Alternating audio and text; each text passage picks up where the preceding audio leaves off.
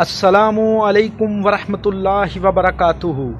प्यारे नाज़रीन, आपको मैं अपने चैनल देसी हकीम पर वेलकम कहता हूँ। मैं हूँ बिलाल ख़ान और नए आने वाले नाज़रीन से मेरी गुजारिश है कि मेरे चैनल को सब्सक्राइब करते हुए नीचे मौजूद घंटी की अलामत को प्रेस कर दें ताकि मेरी मालूमात से भरपूर वीडियो आप तक जल्द अज जल्द पहुँच सके।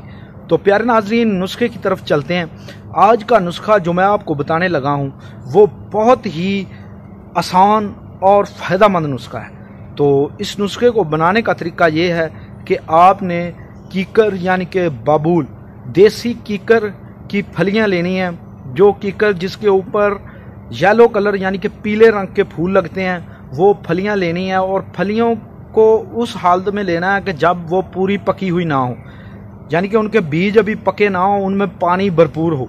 उनको लेकर आना है और उनको साए में रख कर आपने खुश्क कर लेना है। खुश्क करने के बाद उनको आपने पीस लेना है, ग्राइंड कर लेना है, बिल्कुल बारीक पीस लेना है।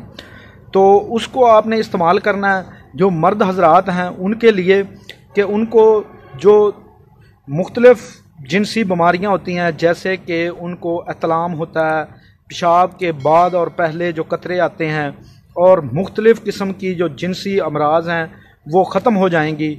वो आपने 1 चम्मच दूध के साथ सुबह लेना है और 1 चम्मच दूध के साथ शाम को लेना है। तो इंशाल्लाह आपकी सारी जो मुख्तलिफ़ किस्म की बीमारियां हैं जिनसी, यानी कि मनी के मतलब मनी गाढ़ा करती है और उसके बाद कतरे दांत वगैरह उसको ख़त्म करती है।